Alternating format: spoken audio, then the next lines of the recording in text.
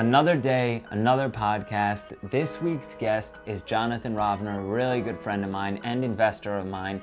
We're doing a lot of real estate together. He's very aggressive, and this guy has his hands in so many different businesses. He's a workaholic, he's an animal, seriously, and we dive into that. This podcast is going to be absolutely amazing. I know how John thinks, or I'd like to think that I know how John thinks, and I can't wait for that to be shared with everybody listening here. If you guys hear anything throughout this podcast that you think is valuable, I want you to share it with a friend and drop a comment in the comment section of this podcast.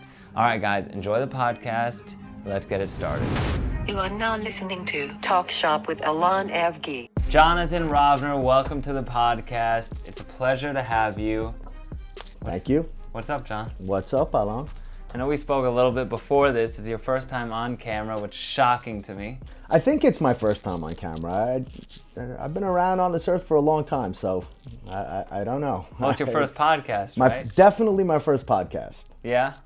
All right, well, John, introduce yourself a little bit. I'm Jonathan Rovner, President and CEO of PPDG, but I'm involved with multiple companies, TechWeld, Able, what other companies? I have quite a slew of them. I'm partners with you in real estate. Yeah, got a lot of things going on in my 48 years on this planet. And you're up in Tesla right now? I am up in Tesla right now. I'm up in Palantir right now. I'm up in... When did you buy Palantir? I bought Palantir a few weeks ago. I bought Luminar. I bought a bunch of things. I like things that Peter Thiel goes after. He's my favorite entrepreneur. And I like Elon Musk very much, probably my favorite. So yeah. Have you ever read Peter Thiel's book, 0 to 1? I did not. My favorite book. Not. Most of the self-help books that I have read have been like the How to Win Friends and Influence People, Napoleon Hill, Swim with the Sharks. I don't read a lot for pleasure. I read more for self-betterment, if you will. Yeah. And I haven't done that a lot lately. Earlier on in my career, I used to read those types of books all the time. What's Swim with the Sharks?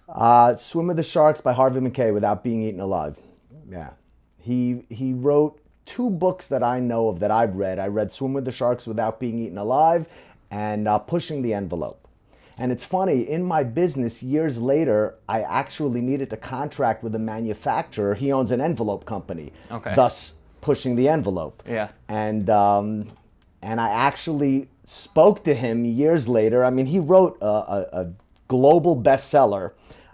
Swim with the Sharks was a global bestseller. I'm not sure about Pushing the Envelope. It's basically Swim with the Sharks Without Being Eaten Alive. How to compete in business in this day and age, in this world, and to be successful. And now you're going years ago I've read this book, but I spoke with him. He sent me a signed copy of the book. It was pretty cool. Yeah? Yeah. Dale Carnegie, my favorite book of all time, Dale Carnegie, How to Win Friends and Influence People. I've read that book 6 or 7 times in my life. It's my go-to book when I feel like I need a recharge of motivation and interpersonal skills. That's the go-to book. That's a super popular one, right? Super popular, and also a course has been done all over the world from How to Win Friends and Influence People. Yeah. Wow. So. I didn't really know you read much, and we've been friends for a while. I don't read much in the last few years, but earlier on in my career, I used to read these types of self-help books and also listen to them on audiobooks just to get an edge. How long ago did you start PPDG? 24 years ago, 1997. Is that yours and Taylor's first business together? So when we started, it was called Promotional Solutions. And we kind of evolved because we really weren't a promotional company. More recently, we weren't a promotional company. We were doing more of high-end displays, manufacturing. So PPD&G stands for Printing, Packaging, Displays, and Gifts. And we were working with high-end fashion companies, fragrance companies, so on and so forth, the couture companies of the world. I felt that Promotional Solutions, what we started as, didn't any longer represent what we did. So we changed the name to PPD&G, but we're still Promotional Solutions. It's Promotional Solutions DBA PPD&G, and we pretty much exclusively use PPDG unless we're dealing with the bank or something corporate where we have to use promotional solutions. So obviously, anybody listening doesn't know, well, most people listening wouldn't know who Taylor is, and they're just getting to know who you are. The nuances, no. PPD&G, I am PPD&G for all intensive purposes, and Taylor runs and the Taylor Tech deals World. with TechWeld, And Taylor's been your partner for 24 Taylor years. has been my partner from ground zero, 24 years. Started in a basement, the two of us. Prior to COVID, we had about 375 employees in total. Now we're about 330, 335, and growing. And growing. Right? Yeah. And you're not even counting the employees and the businesses that you're partners on, like with me and with... I am not counting those, correct. Yeah, so you have a huge We're reach. talking about full-time staff of about 335 right now. Yeah. 24 years, you and Taylor. I personally And know now we're Taylor. looking to potentially move, not potentially, I mean, it's literally at the final phases. We're in separate buildings right now. So Taylor's in Hauppauge, I'm in Farmingdale, and then we have space, we own in Farmingdale, we own in Hauppauge, we rent space in Deer Park, we're landlords in other space in Farmingdale as well, and we're looking to consolidate into one building. Don't want to talk about exactly where right now because it's in the final phases. But it's a big building, right? It's 167,000 square feet, yeah. Wow. Yeah. So right now, What's if you that look costing you guys?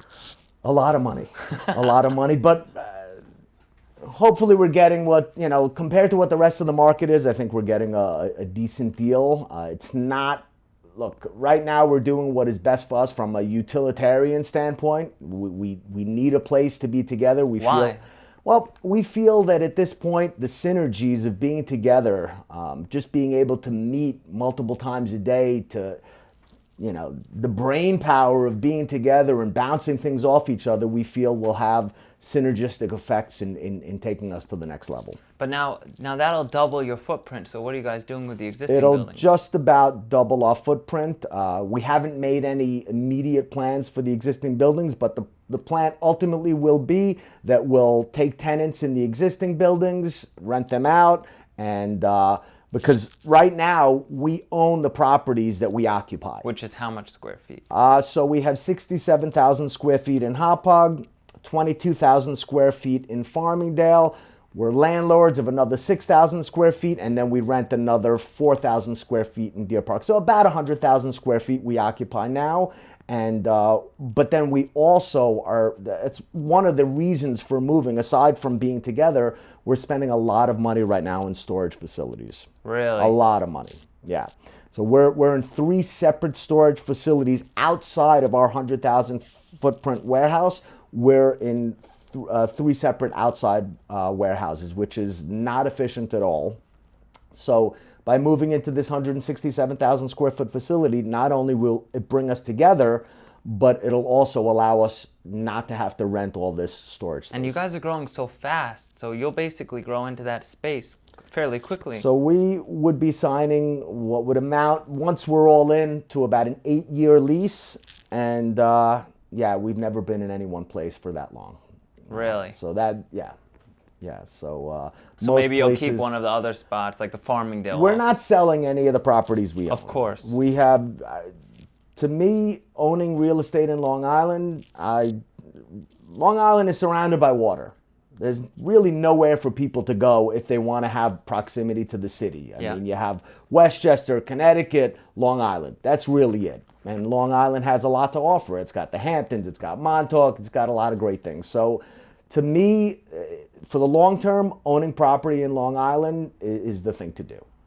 And by the way, I mean, 100 years ago was the thing to do. Who knew? But even still, I feel it's the thing to do. Yeah, well, we're about to close on a project in Patchogue, right? Correct. And we've been buying up on the residential side. You and Taylor have the whole commercial side down. You guys have a big portfolio. Yeah, look, I mean, if you could... For non-real estate holders, like that's not your business. Everything, right. The properties I was talking about are really not investment properties, even though they are. In essence, you own property, it's an investment, but it's owner-occupied. So, the reason we chose to buy when we did was because it was either rent or buy, and we felt it would be a better investment long term to buy. Well, what? But we didn't buy them specifically as investments. The numbers we bought speak them for to themselves. utilize. Yeah. How much did you pay per foot for the Hauppauge location?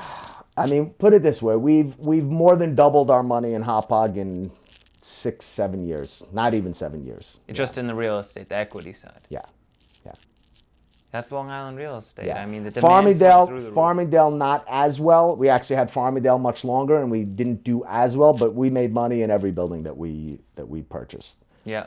And real estate's high right now, and you see, we're not looking to sell. Yeah. Because we feel like even if it takes a dip, eventually it will be higher than it is now. How's business been through COVID? Business has been good through COVID. Not that I want COVID to stick around. I want things to go back to normal and what everyone's calling what the new normal will be. Look, Taylor and I have always been ones to adapt. You know, you're dealt a hand of cards. You have to either bluff or figure out what to do with that hand of cards. You don't know what you're going to get. COVID came. We have significant relationships overseas, so we immediately started to import masks, which was something we did not do prior to COVID. But we also have been, for the last maybe 12 years, we've been a significant manufacturer of hand sanitizer. Oh, yeah. Largely for the pretty much only for the promotional industry, and not only, but mostly for the promotional industry. We started with sanitizer about a year prior to the swine flu, and then the swine flu came. I don't remember exactly what year, if you're going to ask me, but then swine flu came, and business in sanitizer for us quintupled. And we didn't just get into the sanitizer business. We bought pumping and filling machines and automatic labeling. I mean, we were set up. Yeah. Now we're way more set up. So, there were challenges to overcome. There were shortages in alcohol and raw materials and aloe. Because of COVID. Literally, you had companies that were manufacturers of spirits, of alcohols for people to consume, that were now getting into manufacturing alcohol for use in hand sanitizer. Wow. There were that kind of shortages. So where were you buying your alcohol? Literally wherever we could get it. Our normal suppliers for alcohol were out. I mean, we were literally getting truckloads in from different parts of the country, different chemical factories, wherever we can get it. And by the way, one of the reasons that you may have noticed during COVID, certain sanitizers smelt a little bit like tequila. People said it all over the place. And this was because non-traditional factories that were perhaps making tequila, were now using their alcohol distilleries to make alcohol for hand sanitizer. That's what the smell was all about? That's one of the reasons, yes. There were other reasons, and how dense it was. How alcohol is derived, what it's derived from. There were all sorts of different ways of producing alcohol that were now being used that traditionally were not being used for hand sanitizer. Yeah, but now it's back to mostly back to normal. Yeah. Do you know how many pieces you guys sold, like in a month during COVID, of hand sanitizer? Millions upon millions. Exactly the number, you're putting me on the spot, so but millions. Millions per month. Millions, literally we were getting multi-million piece orders in a week, not even in a month. And who were making these orders? What type of people were making these orders? What do you mean, who were ordering? I mean, we were producing for FedEx, we were producing for Blue Cross Blue Shield, we were selling to nursing homes, hospitals. Wow. Yeah. But all of our business was through, sold wholesale, who were then reselling it, which is, by the way, the only way we work. And now I heard that a huge issue throughout COVID, I didn't hear it from you guys, but I heard it from just, I guess in the news, was the supply chain was getting destroyed and cut off at different angles. So did you guys face any of those supply chain issues? I think everybody faced supply chain issues, and even up till now, I mean, our supply chain issues at this point have been largely rectified, but I speak to other people in business who still have issues. And there are companies like that I would order from online just as a consumer for my house. Maybe it was through Amazon or whatever, who were still out of stock on certain things. who can't manage to make it happen because of their supply chain not being where it's supposed to be. What was your greatest issue with all this going on in your supply chain? Well, most of it was sanitizer related because that was what we were selling the most of during COVID. And issues were alcohol, as I said, aloe, the thickening ingredients in the sanitizer, what turns it into, makes the gel thick, the bottles, the caps. I mean, literally every aspect of it there was in shortage. People were using non-traditional bottles, caps, whatever, and it was amazing. We use a little disc cap, the caps you press the back and it pops up. That's what we traditionally used. There was a time during COVID we couldn't even get these. We were putting regular caps, like on this bottle of water, not exactly, but similar, which is not ideal for sanitizer. You know what? I have some right here. Yeah, that you gave me. Customers were saying, can we get the disc caps? We couldn't get them for a period of time. They would take it anyway because it was literally nowhere else to go. Wow, that's insane. And you guys got so lucky that you set it up, the year before swine flu. We set it up the year before swine flu. So that was, I'm guessing 10, 12 years ago. It was a long time ago. Swine flu came, really propelled our business in sanitizer. And then COVID, we did probably 4 to 5 times our normal. In an average year, we're doing 16, 17 million sanitizers, units. Yes. This year, we did probably 4 to 5 times that. Wow. Because of COVID, yeah. Wow. Yeah. So, it basically balanced out. But we're not typically, during COVID, we started selling gallons and all sorts of larger sizes that typically was not our niche market. Our niche market was really the half ounce, the 1 ounce, the 2 ounce, the 4 ounce, smaller bottles, because as I said, it was really for promotional advertising use that businesses like Blue Cross Blue Shield would give out to their customers with their name on it. Yeah. So much goes on every day that I sometimes forget what I did this morning or yesterday, but now that we're talking about this, I remember one night you guys called me and we met up in the middle of the night at your facility. I brought, I think John... Chris was there? Chris was there, Yeah. John was there, and we were just fulfilling sanitizers, the spray sanitizers. We were literally, aside from our automatic machines, we were configuring lines for our manual machines to take our manual machines and make them into automatic machines. We were building this literally rails. We were building from acrylic because we have a very large entity that it's part of our business, as I said before, that's displays. So we work with acrylic, wood, metal. We were making rails from acrylic so that people can feed sanitizer on one end and pack on the other end to take machines and turn them into essentially automatic machines. But back then, you guys were having a huge employee issue because people didn't want to come into work, and you had to fulfill so many products. But you were considered essential. We were considered essential. So at the beginning, we were considered essential because we were selling masks and sanitizer during COVID. Really, we were selling it because it's been part of sanitizer has been part of our business since, like I said, prior to swine flu. But masks, like I said, that was really to bolster and pick up in areas that we were falling off, in the more traditional areas. We weren't doing as many displays during COVID. We weren't doing as many promotional items during COVID. So on the sanitizer side, we made up for that. On the mask side, we made up for that. But yeah, it's... Look, Taylor and I have never been strangers to working till 3, 4 o'clock in the morning. Ever. Well, you're a whole nother animal. Sometimes I get inspired just by our conversations. You'll call me at 1 in the morning. I'm on my way back to the office. Yeah. And I'm in bed trying to sleep, and you're calling me. I'm on my way back to the office. Look, at the end of the day, you have a certain hunger for success, and either you're all in or you're not. And if you have certain things to get done, and there's only so many hours in the day, you have to make a decision. How many of those hours am I willing to utilize to get the job done? Yeah. And what's going to happen if I push this to tomorrow? Will my customers be accepting of that? Will they not? And you deal with China all the time. I deal with China. I deal with customers that are demanding. Yes. So China is a 12-hour difference, and we've been doing business with China for 18 of the 24 years. I've been to China 15 plus times. And by the way, we're doing less and less with China as time goes on. So at the beginning, 18 years ago, I said 24 years in business, 18 years ago, we started working in China. We built that. We were doing more and more and more with China, but now we're trying to do less and less with China and bring it all into our factories, to our facilities. And that's going well. So that's an adjustment period.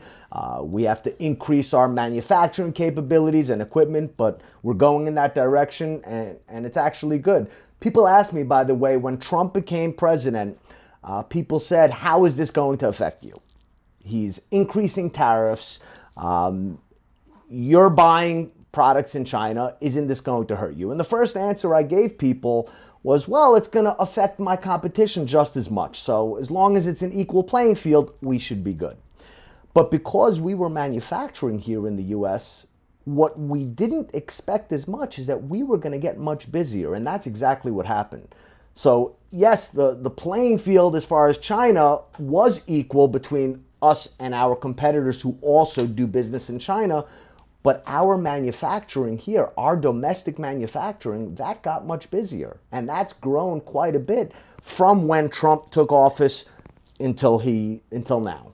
Wow. So that's been a good thing for us. We've purchased a lot of new equipment in the last 4 years.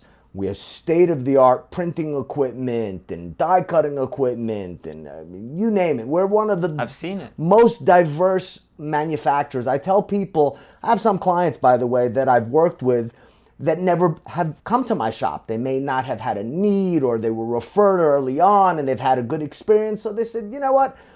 I don't need to make the trip. Everything's going great. And then all of a sudden they come and they say, oh my God. It's always the same result. Head spinning. And they say, you try to explain what your capabilities are, and I never fully understood. And you could not have explained it. Yeah. You really couldn't have explained this without me having come here. And then they come 100%. and they look around. They're like, wow, you really can do anything. We have a lot of capabilities. And it's really because of the diversity in our manufacturing. Taylor deals with one side that's promotional. I deal with another side that's packaging related and display related. So we need all of these capabilities to make that all happen. And they're all intertwined. And where did this all start? Like, what made you and Taylor? It started in East Northport in my basement. The two of us, a plywood desk, 2 computers, and a printer in between. And that's literally how it all started.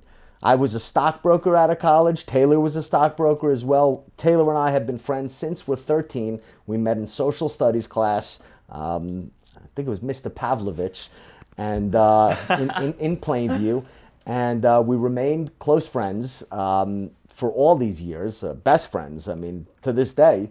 And both of us got tired of being stockbrokers. And he called me up one day and said, hey, I have this business idea. I think we can make something of it. He actually started out with somebody else that was a mutual friend, and it really didn't go anywhere. And literally 2 months later or 3 months later, he called me, said, listen, let's do this together. We can make something of it. And honestly, I wasn't that excited at the time to go into it. I knew nothing about the promotional industry at the time. I thought of t-shirts and pens, and I said, that doesn't get me excited going from finance into this. Yeah. And Taylor looked at me and he said, I've known you since I'm 13 years old. You know me. You know we will do something much greater than that. Yeah. And I couldn't argue with that. And then it came a time where I had to leave being a stockbroker and do this full time. And I was making a good living as a stockbroker. I mean, well, good living. It's all relative, but I was making over $100,000, and this was a long time ago. Yeah. And I had expenses. I was engaged, all of this, and I was nervous to do it. And Taylor said to me, come on, you need to go all in. And I said, but, what if I don't make, what if I don't make enough to cover my bills? And he said, we're both kick-ass salespeople. You don't think we could sell enough just to get off the ground? And I said, I don't know. What do you think? He said, well, what do you think you need to just bare bones to cover your bills? I said, $50,000 a year? And he said, you don't think we could do enough to do $1,000 a week each in profit? I said, I guess you're right. And we went in. Within a year, we took 2,500 square feet of space. And then within the following year, we ran out of that space literally way before we had a 3-year lease. We ran out, we expanded way beyond the capacity of what we could fit in that space. And then we were looking for a 5,000 square foot space from 2,500. And there was a guy in Farmingdale who said, well, I have something much bigger than what you're looking for, but I could give you a really good price. And we ended up taking it. And then we ended up having to break that lease early because we grew out of that space. And then we took the 22,000 square feet. And all this time you're buying machines, right? Buying machines, and the 22,000 that we bought the building. We didn't rent that building. That was the first commercial real estate acquisition that was going to be owner occupied by us. How many years after you started was that?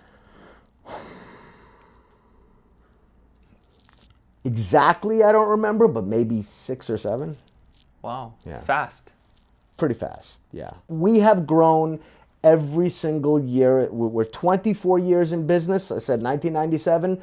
Since we started, we have not had a down year. Not in 2008 when the markets tanked, not during COVID. And listen, I wasn't even focused like a laser beam on the numbers. I just wanted to keep things going during COVID, and recently sat down with our accounting team and looked at things, and every side of the business is up year over year. Every side. And when I sat down with them, I said to them, I think we might be down on a couple of sides. And he's like, nope, you're up. And yeah, so.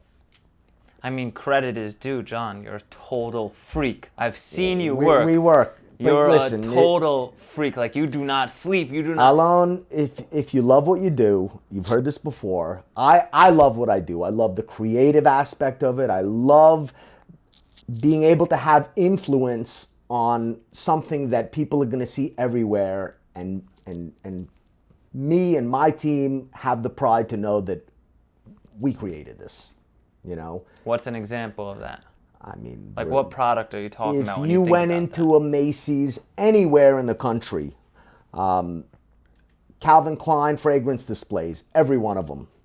Yours. We've done all the counter displays for Calvin Klein, Marc Jacobs, Chloe, Gucci.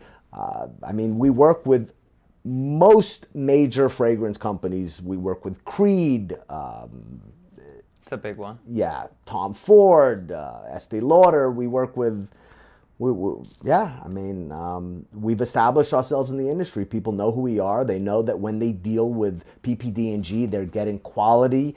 We don't compromise quality. I will tell you, over the years, I've had clients come to me with certain requests, and we'll make a sample of what they're asking for, but we also have engineering and creative influence when we're making a display. And early on, if I thought something should be made better or different, I would present my client with that display, and they would get upset with me. That's not what I asked for. And I said, wait a minute, okay. They want to see exactly what they're asking for, but I want to show them what I think they need to see. So what I started to do is I would make 2 samples. I'd make them exactly what they wanted, and I'd say, and here's your option B. This is what we recommend. And after I started doing that, yes, it cost me more initial investment to put time and money into creating 2 samples. But by doing this, now my client was choosing which one they wanted. And they always went with the one I recommended because it was always much better and much nicer. And guess what? It always cost more because nicer things cost more. You put more into it, better materials. That's why it's nicer.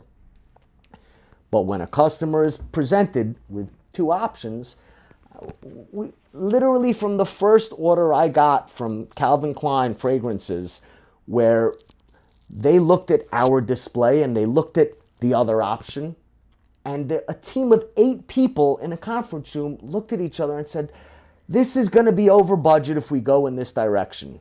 And then they looked at each other and said, but how can we put this one out when we can put this one out? Wow. And wow. And the answer was, they'll figure out a way. They'll figure out a way to find the money to be able to do the nicer display. What does an order like that look like? That order ended up, it initially started out as roughly a $400 and something thousand order, and then they added on other accessories. So you had on-counter displays, which was the $400 and something thousand order, and then you had in-case units that went inside the showcases. So yeah, that was a nice piece of business. And the nice thing about it is that lasted Calvin Klein Cosmetics 5 years in store. But they continued to do other things. But those displays, they were LED lit, lasted 5 years in store. And then when it came time to renew, we did more advanced displays with lighting and video. And guess what? Our competitors were not an option. Is that where they came to us? They said, not only did you make us these great displays, they lasted us 5 years. That's unheard of. Yeah. And then they came to us to do the reorder for the next ones. And is that where things are shifting, like those audio-visual type of displays? People definitely, things are definitely going towards more and more interactive, yes. I mean, and I wouldn't even say video is necessarily so interactive, but it's all about customer experience. You're competing for people's attention, just like Google and Facebook, and everyone's competing for eyeballs. Yeah. And when people walk into a store, look, we all know that people are shopping retail, the actual in-store experience, less than 10 years ago. So if you have a smaller sampling of people, you better get their attention if you're one of the people selling product in a store. And my clients are one of those people selling product. Each one of them is vying for those eyeballs, and they want the most eye-catching display that's going to catch attention and hopefully translate into a conversion, a sale. From your standpoint, are all of these brands preparing for when everything opens up again right now with displays, or is it slowed down? So I have to tell you, when this first started, a lot of people, including myself, thought, oh my God, this is crazy. In fact, I pulled a lot of money out of the stock market, which was the biggest mistake, because it went down and jumped right back up. Yeah. America has been extremely resilient. What I see firsthand in dealing with, and I deal with companies, some of them are $40-50 billion a year companies, monster companies. So if they're making decisions, we're really getting a sense of the pulse of what's going on out there from real decision makers in the country. And while people are proceeding with caution, they are proceeding. They're making plans. Is there cutbacks? Of course. Are people, listen, when things are rolling along, no COVID, there's no proceeding with caution. It's called set the budget and order. Yeah. People are making sure. They might be cutting back in certain areas, but as far as I'm concerned, as long as we stick to the game plan, which is produce better quality, give better service than our competitors. Look, I don't need all of the business. I need to be the guy that all eyes are on me. You know what I'm saying? I know I'm never going to get all of the display orders out there. That's okay. As long as the ones I do, I create impact with. And that, by the way, that stands for displays, packaging, whatever it is we do. Yeah. It's all about the experience, right? Well, let's backtrack a little bit. You spoke about your partnership, how it started with Taylor 24 years ago. Mm-hmm. And I mean, you guys have one of the best Let's not talk too much about our age, by the way. We can talk about 24 years, but leave the age out of it. Anyway, go ahead. Mid-30s, right? Well, of course. You guys are still like best friends, like brothers, basically, and partners, and do everything together. And I remember I've spoken to Taylor about doing a potential deal, investing with a friend of mine, and he goes, "All right, I'll call you right back." I'm like, "Why? Why do you need to call me back? It's a very small investment. I'm talking $10,000." He's like, "I'm calling John, and as long as John's in, we're in, and everything is 50-50 with you guys, and that's so it's so refreshing to see you guys just have that insane loyalty. Yeah. What's the trick to that, if there's a trick? Give and take, I guess. We have a great relationship, and we're very fortunate about this. And honestly, I feel blessed about this because in any relationship, you have ups and downs. And Taylor and I have had ups and downs. I mean, everyone has. And the question is fortitude, steadfastness. If you're committed to a relationship, you don't throw the towel in when you have a down. And that's with a marriage and by the way, Taylor and I have a marriage. It's a marriage. It's a business marriage. It's a friendship marriage. It's the same thing. In life, you have to be committed to something because the waters will get rough at times. And if you just quit if you quit when things get rough, then you don't last for the test of time. And we haven't, there have been times where we wanted to choke each other. And for the last, I would say, 5-6 years, we had the greatest relationship possible. I'm thrilled with it. But we've had rough patches. And by the way, this holds true, I think, in any relationship. When there's stress, it makes it difficult on a relationship. And we've been fortunate. We both work hard. Taylor and I never question each other's work ethic. He knows I'm fully committed to making our company money, and I know he's fully committed to making our company money. He knows I'm really good with the client relationship, and I know he's really good. So there's no question there. Yeah. When you deal with a rocky boat, it kind of murks the water. And in business, everyone has stress. Everyone. And when you have stress, tensions flare and people get nippy at each other, and when you know how it is. But to answer your question, it's about commitment and fortitude.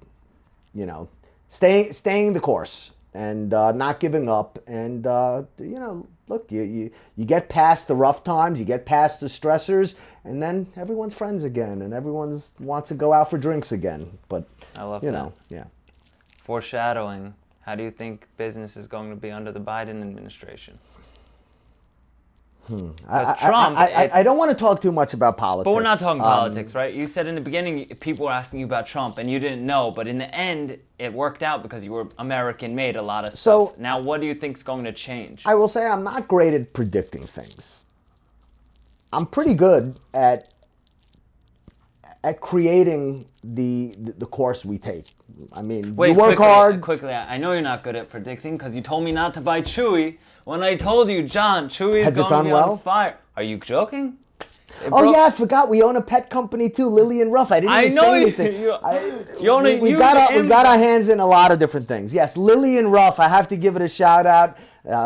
Lillian Ruff is pet products, shampoos, conditioners, breath sprays. Olivia Calputo or whatever just posted. Olivia Copo, Sports Illustrated model, posted. A lot of people. It's a great product line. It's doing phenomenal. It's really doing well. So and I reached out. I go, John. If you have a dog or a cat, you have to go on Amazon or on LillianRuff.com and check it out. It's organic. Or at a minimum, go on Instagram and it's all organic. Right? It's not certified organic, but we're sulfate-free, paraben-free, gluten-free. It's just a better quality product. So I called John. I go, John, you own a pet company. I think Chewy's going to do phenomenal. You go, don't touch Chewy. I wouldn't touch it with your money.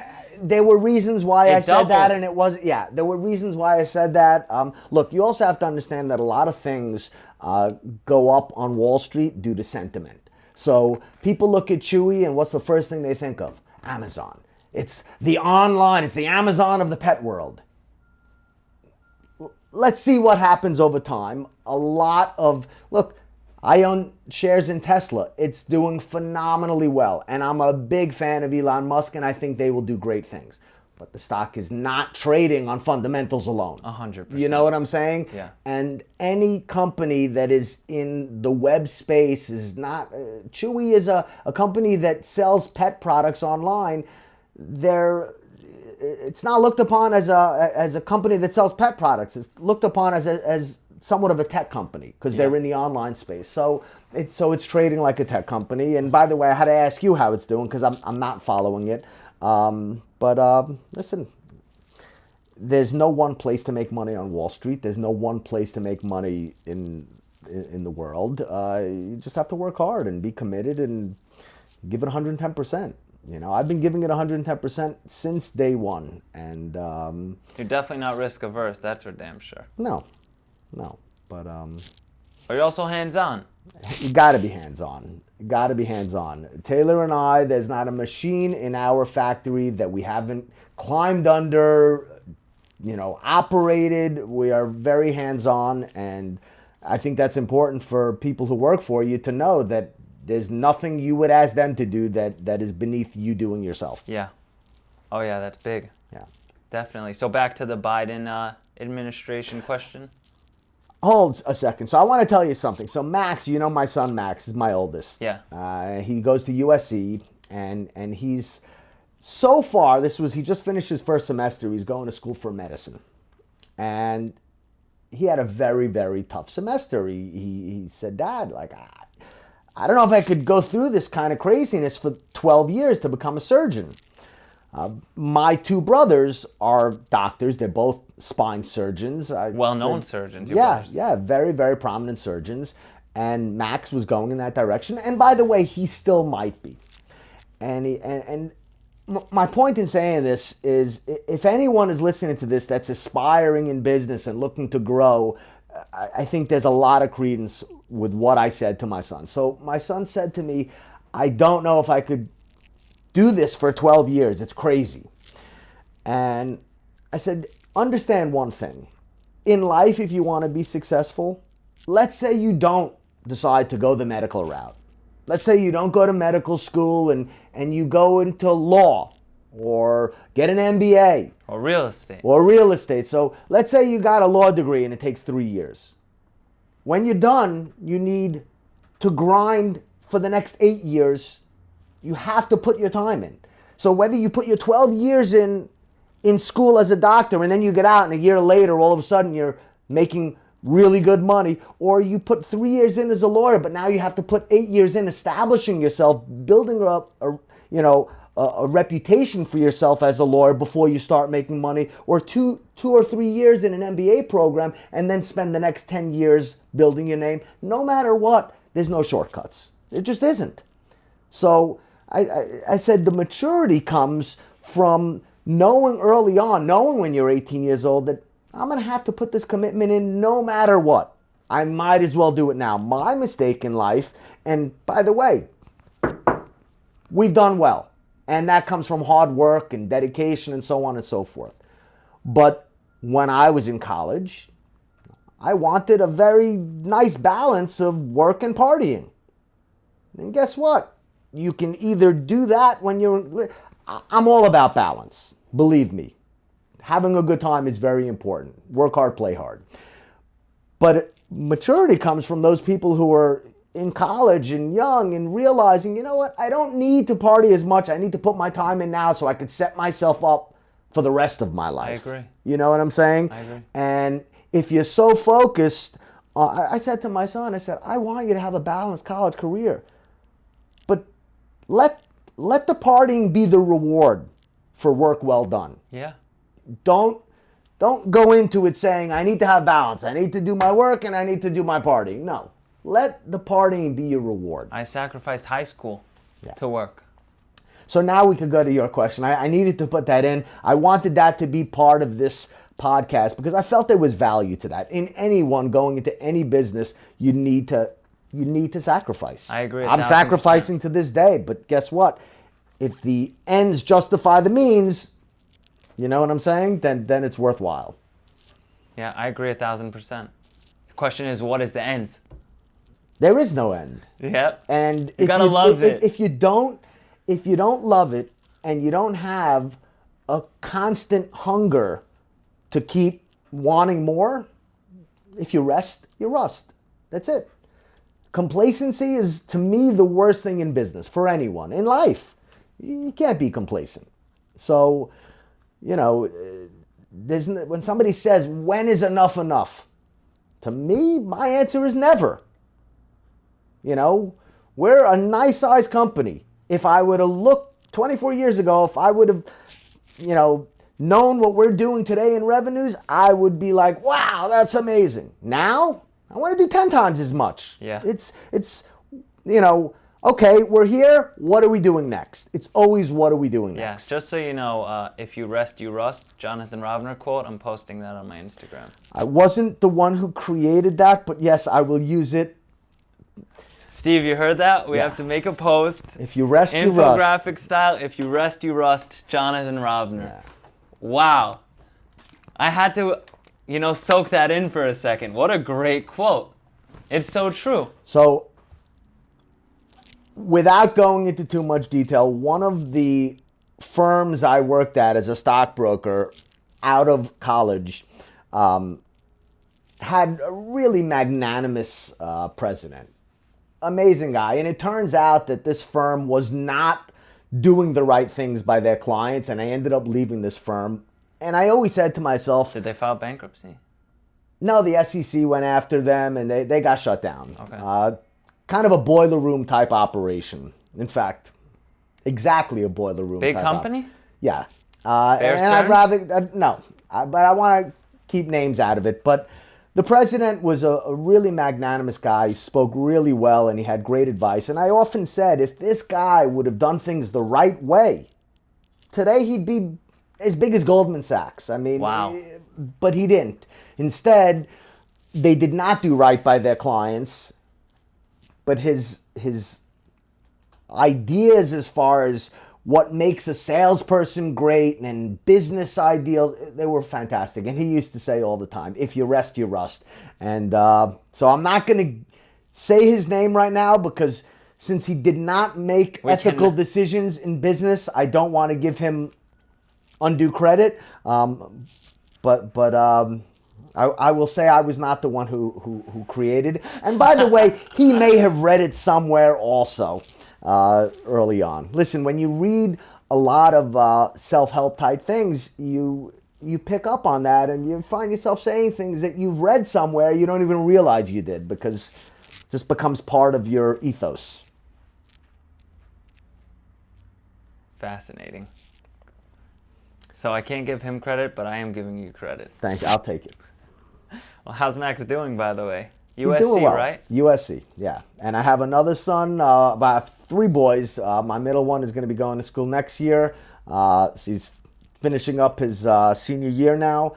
And yeah, so... Where's he going? He doesn't know yet. He got accepted so far to he got accepted to Wisconsin. He got accepted to Ohio. He's applied to a bunch of other schools, and we're waiting to hear. UCLA being one of them. For medical schools? No, my middle Undergrad? son. My middle son most likely not medicine, but so far undecided. He's not 100% sure what he wants to go into. But he also applied to USC, and it is very possible if he gets into USC that he could be going to the same school as my older son. Wow, that would be cool, huh? Yeah, $84,000 a year tuition's crazy. Holy shit, $84,000 a year? Yeah. Wow, it's gone up since I graduated a few years ago. It's absolutely nuts.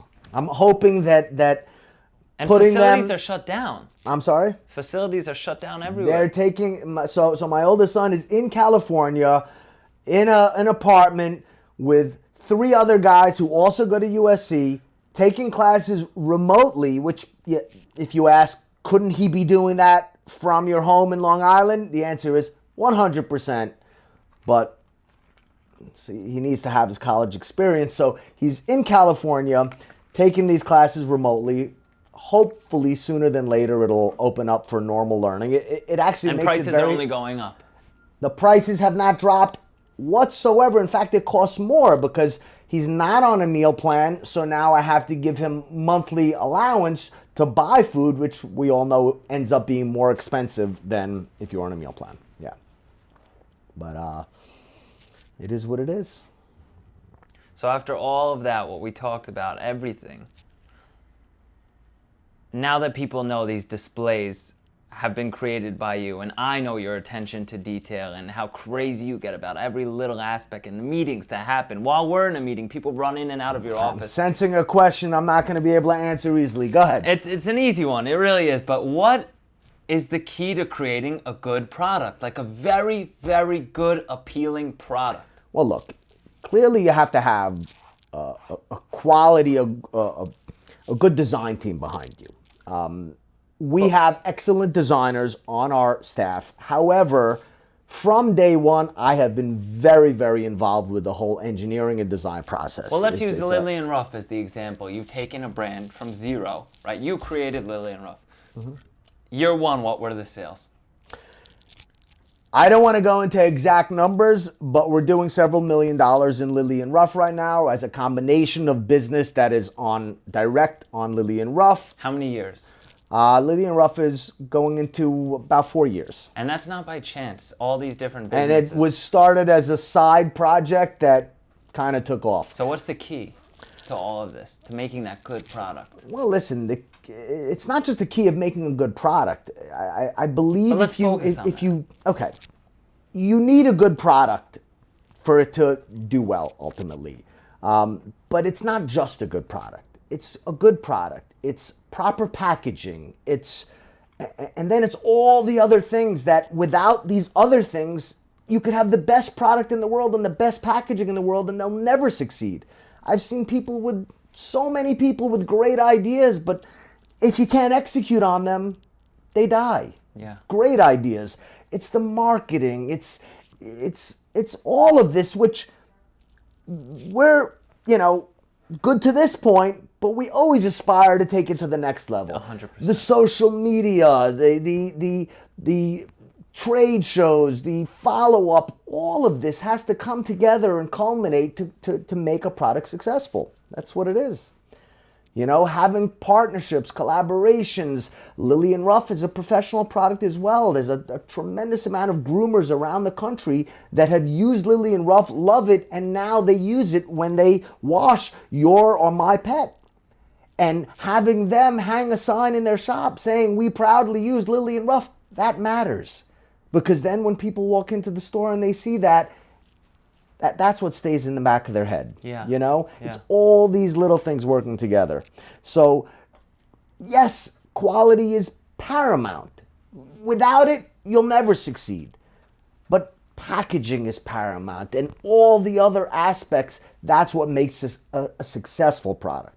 Quality product, you can go to a craft fair and find many people who are making soap in their basement, and they make a very high quality soap, but they're not Procter & Gamble. Yep. They're not Unilever. Why? Because they don't have all the other tools necessary. Most of them put a little paper label around their product. Their packaging is limited. Their marketing is limited. You need to be firing on all cylinders for a product or business to succeed. And by the way, the marketing, all these things, a product is a business. It's a business. A product line makes up a business. If you're selling a product, line, now you have a business. You start with one product, you add a second, a third, before you know it, you have an entire business that sells. So the execution is the same type of things. I think those people are scared to invest what it takes to get that product to where it needs to really be, where it can be. Maybe, or maybe they're just complacent. I've come across people who they're okay having a very modest lifestyle. I think that. Well, you live very modestly. If we're talking about lifestyle, that on a brand level, you just want your brand to be the best. You have that fierce competition, and you love the products and designs. Correct, but lifestyle. There's certain things that are endemic in certain people. I mean, myself, my brothers, we grew up with very little. We had very little growing up. Grew up shared one bedroom. The three of us in an apartment in Brooklyn growing up. Until I was 13, then I moved out to Long Island. My brothers stayed with my mother in Brooklyn. I moved out with my father. We never had money in our pockets. We always aspired to have nice cars and nice things. And we knew that the only way it was going to happen, nobody was handing it to us. If you wanted it, you had to go out and get it. You had to work hard, And that relates to all the products and businesses that you but launched. Quality to me, giving the customer a great experience, that to me is obvious. It's supposed to give somebody more than they bargained for. Yeah. So they walk away and say, wow, I had a good experience. I want to come back for more. Yep. That's what it's all about. Well said. John, thanks for being on the podcast. You're amazing. Like, wow, before we started, you were shy, and I've never been on a podcast, this, that. And the second we Remains started... to be seen. I want to see how this translated to the camera. Dude, that was awesome. We have to do this again. All right.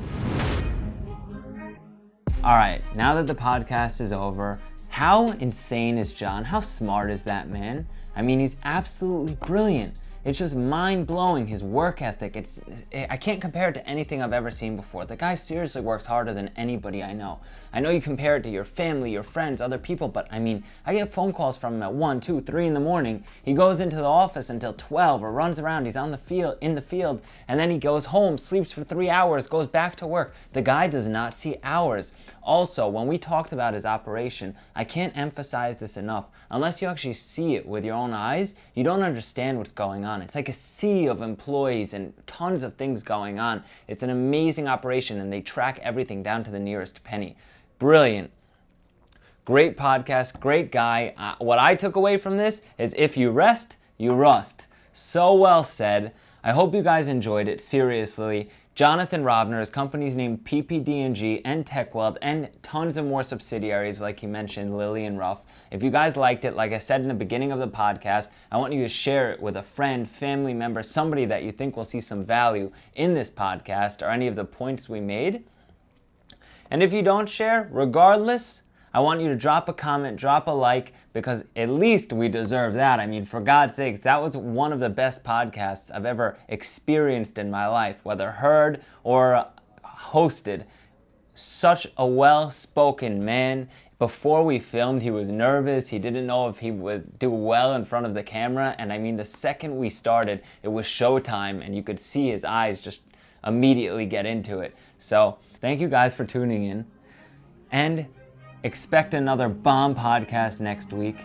This is the Talk Shop Podcast. This is what we've been doing. This is great.